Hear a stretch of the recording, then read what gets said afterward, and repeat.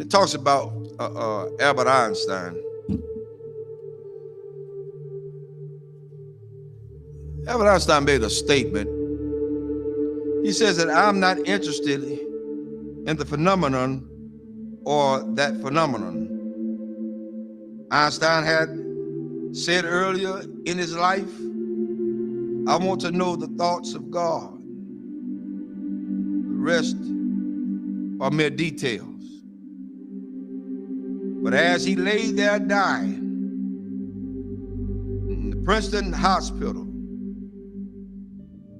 he must have understood that these were secrets that God was clearly keen to hang on to.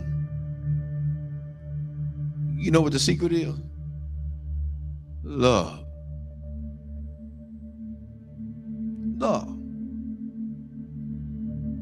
Love.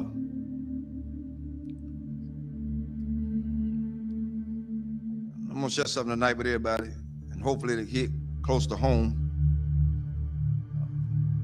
To understand the mind of God is to understand the power of love. God is love. 1 John 4:8 says that God is love. Without love, there would be no forgiveness. Without love, there would be no structure. Without love, there would be no mercy. Without love, there would be no kindness.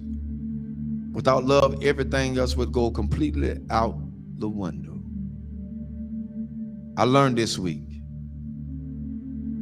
Took some people to let me know that I was still hurting. And I'm gonna let everybody know tonight. This is my reality. Not to slight anybody.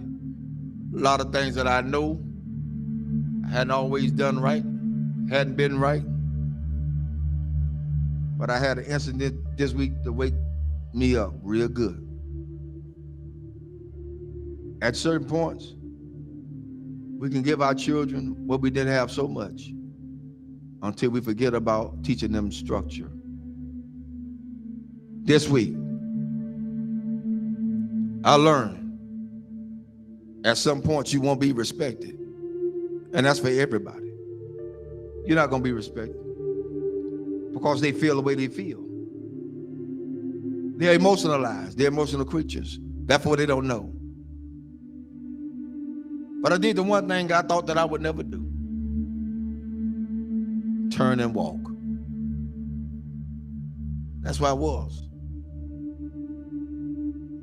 But I found out that I had a whole halo of hurt that I'd never been released from.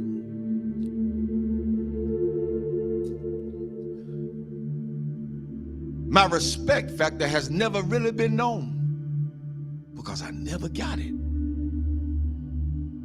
Never got it. People say they respect you. Say they love you. Where is it? One of the things we got to realize is what we train our children to do, they're going to do it to the fullest extent. If you let them be into your business as adults, then they're going to have all rights and privileges to say what they want to say, not knowing the outcome of what could be. But I learned something. Even though I went through all that hurt and I'm still hurting, that's all right. I don't mind it. I'm going to go through this thing. I'm going to go through it. Because at this point, I don't owe nobody nothing. I owe God himself. For me, I did what I needed to do and walked away. I did what I had to do and walk away. And it ain't easy. It ain't easy trying to do right and you still get damaged. It ain't easy. God help me tonight. It is not easy. It is not easy to be in a place and feel like you're trapped. Because even when you do good, evil is always present. So you have to face the fact. That's why I said a lot of times, I've told people, and I still tell people today, don't hold me up as no God. Because I'm going to fall. And I'm going to make you fall. Don't hold me as no God. I'm going to make some decisions that folk just is not going to like. I'm going to turn over some chairs and some tables that people are not going to even be able to imagine that, whoa, the Reverend did that. Oh, yes, because I'm human. I'm human. I'm human.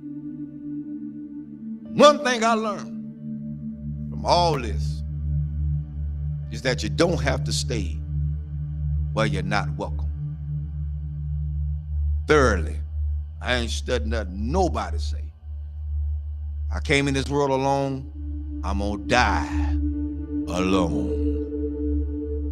So you got to stand for yourself.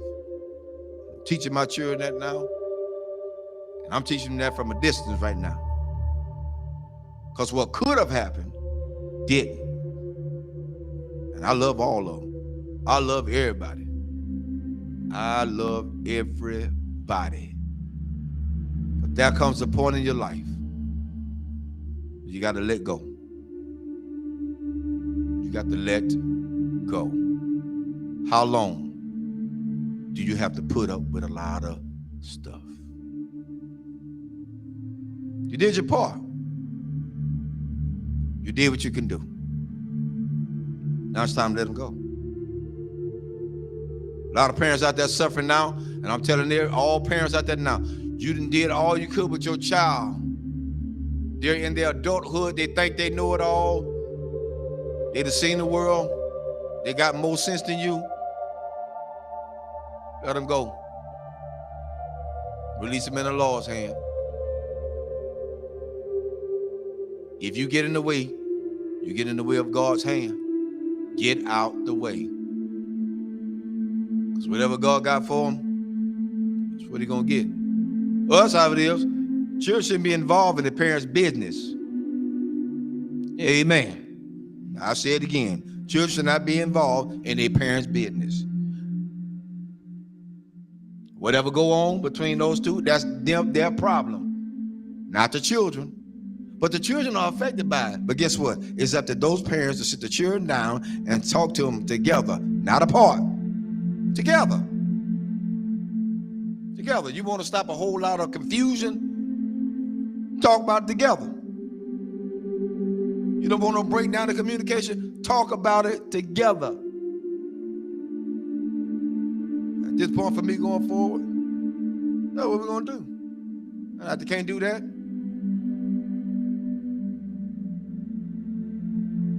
I ain't playing with them. There's a lot you can do. And God help me. I'm strong as an ox. But the Lord is a protector and a shield from everything. And Lord help me, I got the scars to prove it. Cried many a days. But I ain't got to cry no more. My mind's made up.